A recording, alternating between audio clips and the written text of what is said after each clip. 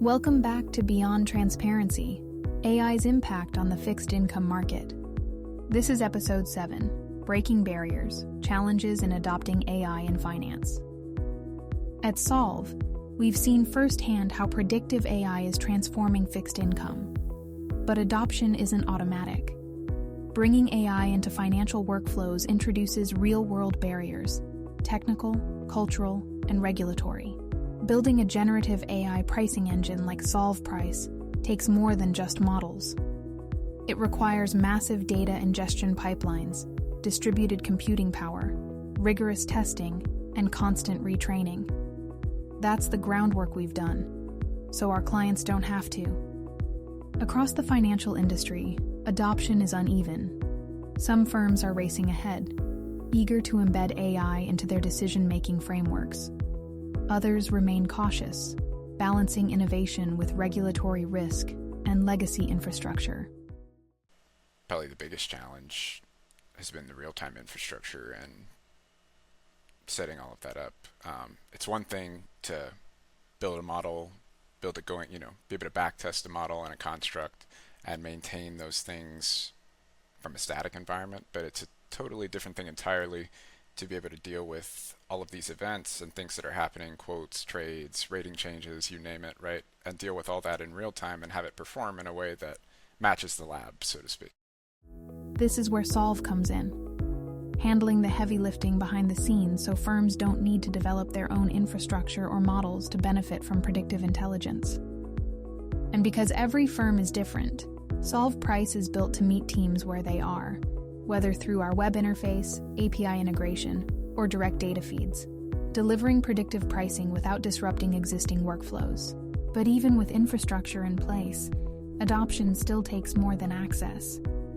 It requires new ways of thinking, openness to model-driven insights, and trust in AI as a tool to help decision-making. If you're a conventional tech guy, you generally don't understand the front office needs as well as front office type people, and vice versa. If you're a front office guy, you don't really understand the technology behind it and what can or cannot be done. And having somebody who can translate between those, if someone's speaking English versus somebody speaking Chinese, you need some kind of translator in between there, and that's been helpful as well, to be able to do that, to be able to say on the technology side, this is great, but if we tweaked it just a tiny bit, it would reflect what happens in the real market. That's why explainability is a core design principle at Solve, not just for traders, but for compliance officers and regulators too. AI outputs must be defensible and aligned with real market behavior. Trades are absolutely a key input into the model because we see a trade as the truth. Before a trade occurs, there are typically multiple quotes that are exchanged between market participants. So with our unique access to the quotes data, Solve is uniquely positioned to essentially look into the future. Internally too, AI can challenge long-standing habits. Replacing manual processes with model-driven decisions means shifting culture, not just systems. In order for an organization to have a strong artificial intelligence base or discipline, a lot of important aspects are needed. And it really starts with a strong, talented team of people. We know adoption takes time. That's why we invest in education and client success, ensuring our partners can move with confidence, not hesitation. As adoption grows, the pressure to keep pace becomes real. Generative AI-driven pricing isn't just a differentiator. It's becoming a requirement to compete effectively in modern fixed income markets. We went beta late in 2023 and worked with a set of early adopter clients to give us high-quality feedback in terms of the data, in terms of the tools, in terms of relative value solutions that would help kind of enhance and decorate this data. From early feedback loops to ongoing model tuning, building a usable product took more than AI. It took collaboration. But even so, not every firm is ready to make the leap.